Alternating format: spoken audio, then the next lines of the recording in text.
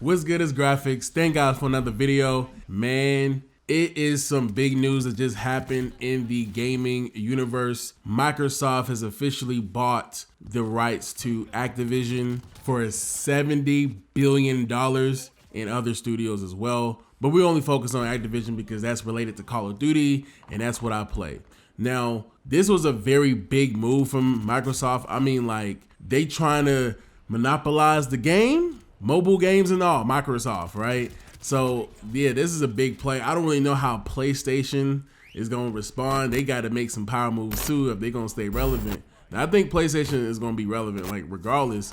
When it came to the exclusives like Call of Duty back in the day, I used to play Xbox 360. Like that was one of my first consoles when I started playing Call of Duty, when I started Modern Warfare 2.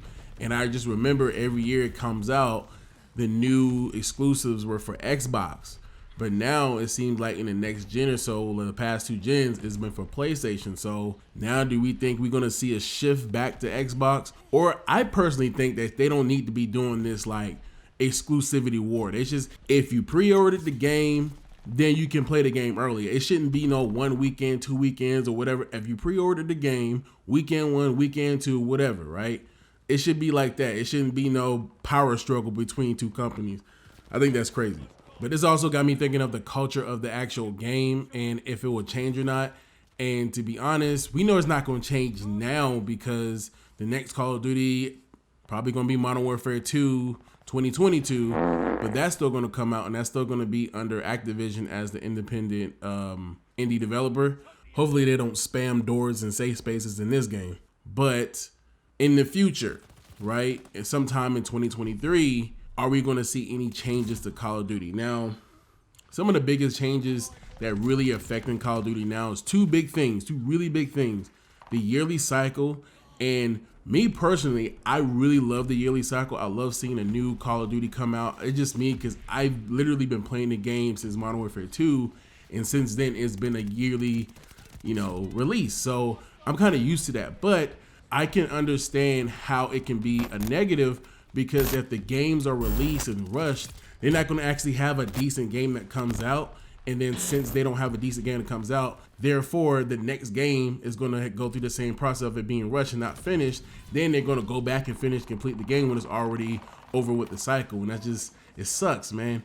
But I would rather for them to just update the games that already comes out. I do want a new release, but I want it to be like really like different. You change a lot of stuff in the game because it is something about having that fresh Call of Duty to get excited for every year.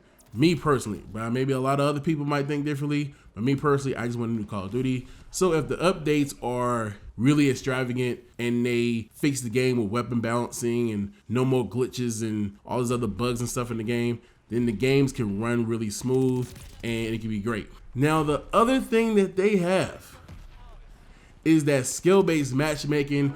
If they somehow just nerf it, change it, do something different to it, then it can be goated, right? They can make COD good again. Well, just go back to the older CODs and extract the DNA from what made those games fun and put them in today's game, then we got something here. But that skill-based matchmaking, man, I'm telling you, it just takes people out. Like, it wears you down. It's a horrible, you might need a doctor note to play the game. There's a lot of stuff going on with that. So if they can change those 2 big things, then I see nothing but positivity for COD in the future when it comes to Microsoft owning the company. I'm telling you, man, this news really did catch a lot of people off guard. Even Tony Flame on Twitter was talking about he was underestimating 2022. So yeah, man, I don't think they're going to change developers because, that'd have been crazy. But this will actually be a positive for the developers because if they can be under new administration and not maybe have to rush a Call of Duty every year, even if it's bad, they might even have a little more transparency with the fan base and talk to us about what they can do in the game and what they can't do different from before. Because, sometimes Activision had kind of pulled the trigger on things that they probably didn't want to do and we didn't want, like, skill-based matchmaking and stuff like that. So maybe we might have more communication when it comes to developers and more honesty, and probably gonna be better for them. They don't have to work under extreme working conditions by rushing games and stuff like that. I just hope, and mostly everybody who's watching this video or heard the news, is that Microsoft is going to actually care about Call of Duty and cater to the fans that have been loyal to that series since the dawn of time, okay? Like, we really want a game that is fun to play and not frustrating. They got people having whole careers out here on just playing this game, just make an enjoyable experience. Even if you're not a professional player, a streamer, just coming home to play Call of Duty with your friends really takes people out of certain type of depression, loneliness, just to have fun after school, after work, or something, a stress reliever of something of any kind. This is very important for people, like way of life, right? Just going on and playing a video game. So it's something as simple as that can make a big difference in somebody's life. So just please, Microsoft, I will go buy me an Xbox in the near future. I'm about to say today, but in the near future for the next gen, because I haven't got a PS5 yet. Have you got a PS5? I still ain't got a PS5 yet. Forget it. I'm not about to pay for no scalpers, all right? I'm not about to do that. I'm not about to shell out $1,000 for the PlayStation. I'm not doing that. I'm gonna buy it at retail price, right? Or it ain't gonna get bought.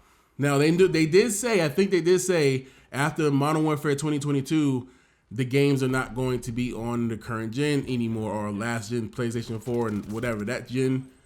That I'll probably have one by then anyway. So, but that's it for this video, man. Tell me what you guys think. If you guys enjoyed the video, make sure you leave a like and comment. What do you think about the news? You think Microsoft is going to change Call of Duty, or is it going to be more so the same? And if you're new, go and hit that subscribe button, and I'll see you in a few. And just like always, no stress, do your best, God bless. All right.